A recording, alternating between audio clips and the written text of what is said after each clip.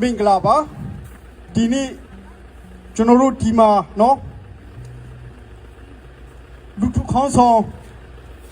နိုင်ငံတော်အတိုင်ပင်ခံပုဂ္ဂိုလ်အမေတောင်ဆန်းစုကြည်ရဲ့ပန်းချံမှာလာရောက်ပြီးတော့မှဒီနေ့ကျွန်တော်တို့စုရုံးရခြင်းအကြောင်းရင်းနှစ်ခုရှိပါတယ်တစ်ခုကဘာလဲဆိုတော့ကျွန်တော်တို့ဒီနေ့နှစ်ငါးလုံးနေ့မှာเนาะတပြည်လုံးလူထုဆန္ဒထုတ်ဖော်ပွဲကိုအောင်မြင်စွာလုပ်နိုင်တဲ့အတွက်ကျွန်တော်တို့ပင်ပန်းပန်းနဲ့တော့စူးစမ်းပြီးတော့မှလူကြီးလူငယ်အကုန်လုံးဆန္ဒထုတ်ဖော်တဲ့မြန်မာနိုင်ငံသားတွေကိုကျွန်တော်တို့နော်ကွန်ပျူတာနာဖြစ်တယ်ဒီတစ်ချိန်တည်းမှာပဲဒီနေ့ဖေဖော်ဝါရီလ22ရက်နေ့မှာနော်ကုလသမဂ္ဂဆိုင်ရာအထူးကိုယ်စားလှယ်အဖြစ်ခန့်အပ်ခြင်းခံရတဲ့ဒေါက်တာဆာဆာကိုလည်းကျွန်တော်တို့ကွန်ပျူချင်ပါတယ်အဲ့ဒါပြီးရင်ကျွန်တော်တို့ဒုတိယပိုင်းအနေနဲ့ကျွန်တော်တို့ဒီနေ့ဟင်းငါးလုံးနေ့မှာကျွန်တော်တို့ပန်းချံကနေပြီးတော့မှကြီးညာချက်ထုတ်ပြန်စရာလေးတွေအချက်တချို့ရှိပါတယ်အခုပထမဦးဆုံးအနေနဲ့ကျွန်တော်တို့နော်ဒေါက်တာဆာဆာကိုကျွန်တော်တို့ကွန်ပျူပါတယ် Congratulations Dr. Sasa from Norway အခုဒေါက်တာဆာဆာကိုကွန်ပျူတဲ့အနေနဲ့ဒီမှာကျွန်တော်တို့နော်ဒီမှာလေးကနေကွန်ပျူတာချင်းဒီဆိုပြီးဖို့ဖိတ်ခေါ်ပါတယ်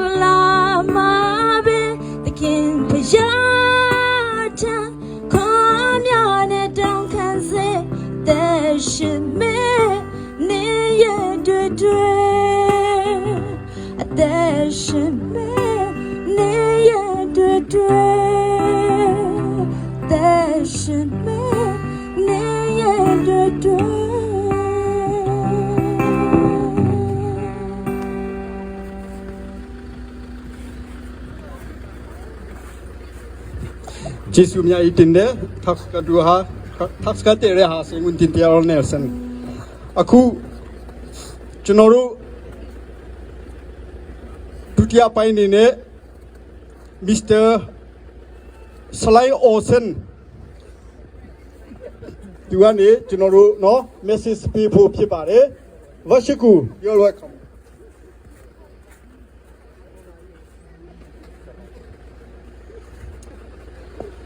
Thank you, John, and Mingalaba to all the people in Burma. We are here tonight to just again show our affection for what you are doing now as you're struggling this military coup government there in Myanmar. And the words I want to share with you tonight is that we realize that this government, so-called government, the military Tatmadaw there, they really try to keep what is happening in Burma inside the borders of Burma. But they are not able to do that.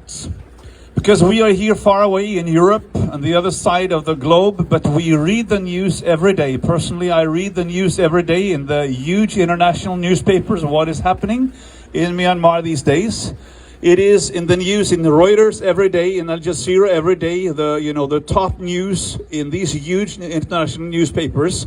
So it is a totally international conflict. It's an international issue and not a national one just for Myanmar.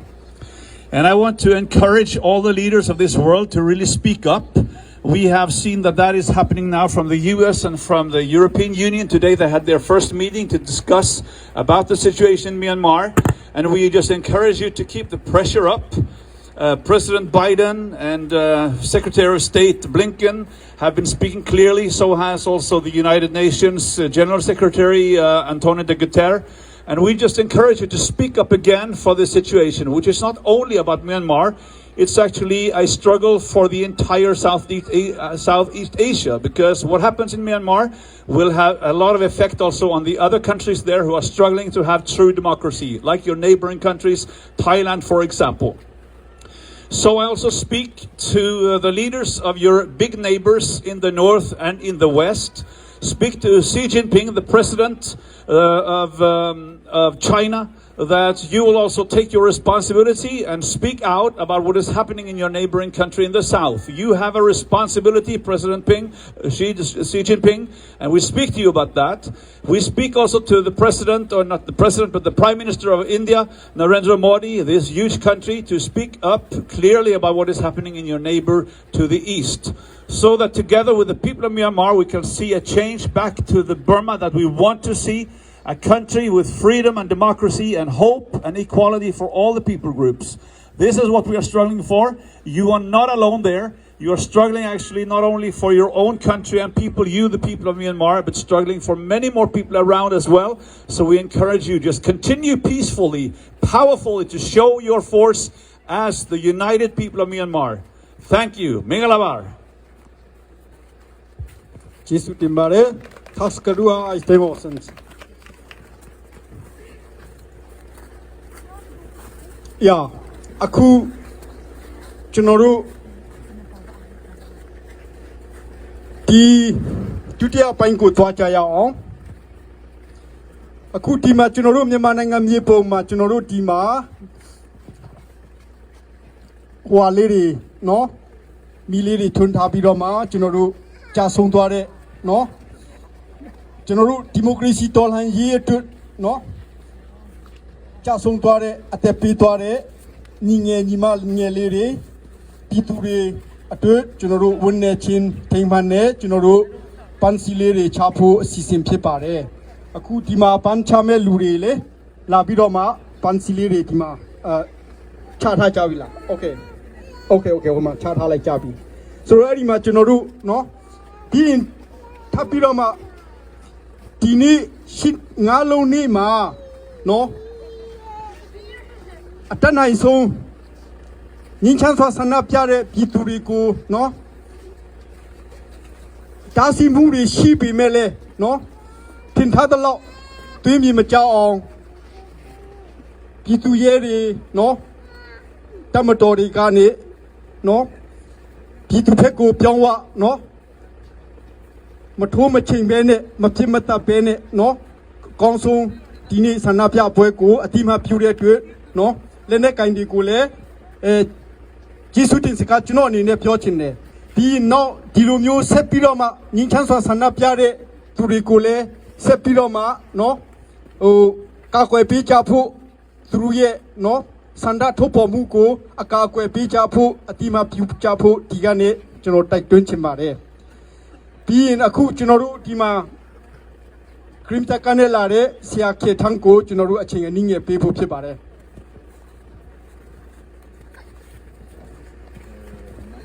ဒီနေ့နေ့ငါလုံးအရေးတော်ပုံလေးမှာအခုလိုကျွန်တော်တို့တိုင်းပြည်အတွက်ကျွန်တော်စိတ်ထဲမှာရှိတဲ့အရာလေးကိုပြောခွင့်ရတဲ့အတွက်ထူပဲဝမ်းသာကြောင်းပရမောက်ဆုံးပြောကြလိုပါတယ်ကျွန်တော်တို့တိုင်းပြည်ကောင်းစားဖို့အတွက်ရောင်းလဲဖို့အတွက်အသက်ပေးသွားတဲ့သူတွေအားလုံးကိုလည်းဒီကနေကာရဝပြုကြောင်းပြောချင်ပါတယ်ဆက်လက်ပြီးမှတော်လှန်ရေးအတွက်တိုက်ပွဲဝင်နေကြသောညီကိုမောင်နှမများသွေးချင်းမြန်မာလူမျိုးအားလုံးကိုလည်းလေးစားကြောင်းပြောချင်တယ်ကျွန်တော်တို့စိတ်ထဲမှာမြင်းမြင်းမှတ်ထားဖို့တခုကျွန်တော်တို့ Union of Burma ဆိုတာ1940ခုမှာတည်ဆောက်ထားတာဖြစ်ပါတယ်အဲ့ဒီအရာကိုဒီနေ့ဒီချိန်မှာကျွန်တော်တို့တိုက်ပွဲဝင်နေတဲ့လူတွေအားလုံးအဖြစ်1940ခုမှာ Union of Burma ဆိုတာတကယ်ပဲ2021 21st century မှာလက်တွေ့ကျွန်တော်ပြည်သူပြည်သားများအားလုံးခံစားရတော့မှာဖြစ်ပါတယ်ဆီအာနာတင်ချင်းဟာကျွန်တော်တိုင်းပြည်မှာ Federal ဒီထောင်စုအပြည့်အဝဒီမိုကရေစီအပြည့်အဝခံစားဖို့ဖြစ်တယ်ဆိုတာကျွန်တော်ရဲ့ယုံကြည်ခြင်းကိုအားလုံးစိတ်ထဲမှာဆွေးနွေးစေချင်ပါတယ်ကျွန်တော်ဒီနေ့မှာအခုချိန်ထိတိုက်ပွဲဝင်နေတဲ့အရာဟာကျွန်တော်ပြည်သူလူထုနိုင်ကိုနိုင်ရမယ်တိုက်ပွဲဖြစ်တယ်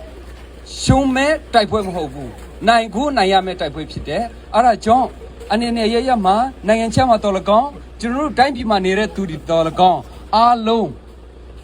တိုက်ပွဲဝင်မဲ့အရာဖြစ်တယ်ကျွန်တော်တို့ဒီတိုက်ပွဲဟာရှုံးမဲ့တိုက်ပွဲမဟုတ်ဘူးပြည်သူလူထုနိုင်မဲ့တိုက်ပွဲဖြစ်ပါတယ်အရေးတော်ပုံအရေးတော်ပုံအရေးတော်ပုံကျေးဇူးတင်တယ်အခုကျွန်တော်တို့ slime modeling ကင်းတာကိုဖိတ်ခေါ်ပါတယ်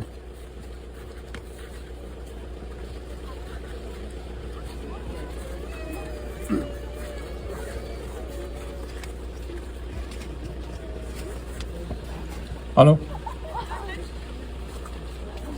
ဘာမှပြင်ဆင်ထားခြင်းမရှိပေမဲ့ကျွန်တော်တို့အခုဒီ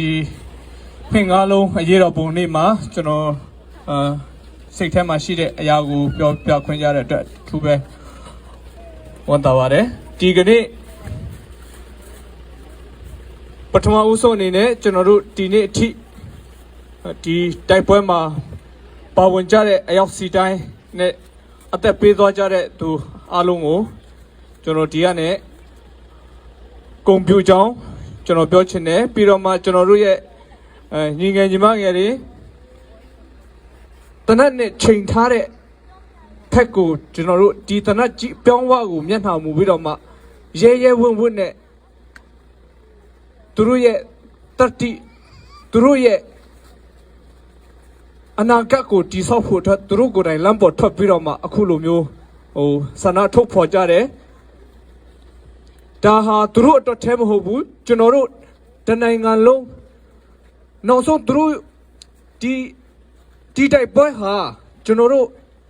စစ်သားတွေအခုအာဏာသိမ်းထားတဲ့ကျွန်တော်တို့စစ်တပ်တွေအတွက်လည်းဖြစ်တယ်ဒီတိုက်ပွဲဟာကျွန်တော်တို့အခုနေ့စဉ်တွေ့နေရတဲ့လက်နက်နဲ့ပြည်သူကိုပြန်ပြီးတော့မှပြတ်တက်နေတဲ့ကျွန်တော်တို့ရဲမြန်မာနိုင်ငံရဲတပ်ဖွဲ့တွေအတွက်လည်းဖြစ်တယ်ဒီတိုက်ပွဲဟာကျွန်တော်တို့တိုင်းရင်းသားအားလုံးအတွက်ဖြစ်တယ်ဒီတိုက်ပွဲဟာကျွန်တော်တို့လက်ရှိကျွန်တော်တို့ပြည်တွင်းပြည်ပမှာရှိနေတဲ့သူကျွန်တော်တို့မြန်မာပြည်သားတွေအားလုံးအတွက်ဖြစ်တယ်ဆိုတော့ဒီတိုက်ပွဲမှာတိုက်ပွဲဝင်နေတဲ့သူတွေအားလုံးဟာကျွန်တော်တို့ရဲ့ဥတီချက်ကျွန်တော်တို့ရဲ့ရည်ရွယ်ချက်ဟာတစ်ခုတည်းဖြစ်တယ်ဒီချိန်မှာကျွန်တော်တို့မနေ့တနေ့ကလည်းကြားရတာလေးတွေရှိတယ်ဒါပေမဲ့တယောက်နဲ့တယောက်အမြင်နေတော့အမျိုးမျိုးရှိကြမယ်ဒါပေမဲ့ကျွန်တော်တို့အတိကဒီချိန်မှာအားလုံးကိုတိကျပပသိစေချင်တာတူးချင်းတယောက်ချင်းစီတိုင်းကဒီချိန်မှာကျွန်တော်တို့သိရမှာဓမ္မနဲ့အတ္တမအမှန်တရားနဲ့မှားယွင်းနေတဲ့ဟာဒီအမှားနဲ့အမှန်နှစ်ခုပဲရှိတယ် အဲ့ဒီနှစ်ခုထဲမှာတစ်ခုကိုကျွန်တော်တို့ရွေးချယ်မယ်ကျွန်တော်တို့အမှားဘက်ကရမလားအမှန်ဘက်ကရမလားကျွန်တော်တို့ရက်တီရဲ့ဖက်တစ်ခုမှန်ကန်ဖို့လိုတယ်ဒီတိုက်ပွဲကျွန်တော်တို့ပြီးအောင်တိုက်နိုင်ပြီဒီတိုက်ပွဲကိုအောင်နိုင်အောင်တိုက်နိုင်ပြီဆိုရင်ကျွန်တော်တို့နိုင်ငံရဲ့အတွေ့အခေါ်ကျွန်တော်တို့အမျိုးသားရဲ့အတွေ့အခေါ်ကျွန်တော်တို့လိုချင်တဲ့အရာမှန်သမျှကိုကျွန်တော်တို့စပွက်ခုံပေါ်မှာတင်ပြီးတော့မှဆွေးနွေးလို့ပြောဆိုလို့ရတယ်ဒီချိန်ဟာကျွန်တော်တို့အမျိုးသားရေးပြောနေရမယ့်အချိန်မဟုတ်ဘူးကျွန်တော်တို့နိုင်ငံရဲ့ယူဆတွေပြောနေရမယ့်အချိန်မဟုတ်ဘူးဒီချိန်ဟာကျွန်တော်တို့အားလုံးအတူတကွလက်တွဲပြီးတော့မှရန်သူတူထဲဒီရန်သူတစုတစ်ဖွဲ့ထဲကိုကျွန်တော်တို့တိုက်ရမယ့်အချိန်ကာလဖြစ်တယ်အဲ့ဒါကြောင့်မြန်မာပြည်မှာရှိနေတဲ့ကျွန်တော်တို့ညီမငယ်တွေရောကျွန်တော်တို့ဒီပြည်ထောင်စုလွှတ်တော်ကိုယ်စားလှယ်အဖွဲ့တွေရောဒီအပြင်ကနဲ့ဝိုင်းဝန်းတဲ့သူတွေရောကျွန်တော်တို့အားလုံးဟာကျွန်တော်တို့ဥတီချက်တစ်ခုတိုက်ပွဲတစ်ခုကိုရင်ဆိုင်နေကြတာတိုက်ပွဲဝင်နေကြတာဖြစ်တယ်ကျွန်တော်တို့အနာဂတ်အတွက်ကျွန်တော်တို့အလက်ရှိအရေးအကြီးဆုံးလိုအပ်နေတာကတော့ကျွန်တော်တို့စစ်အာဏာရှင်စနစ်ကြဆုံးဖို့ဖြစ်တယ်ဆိုတော့စစ်အာဏာရှင်စနစ်စစ်အာဏာရှင်စနစ်အားလုံးကျေးဇူးတင်ပါတယ်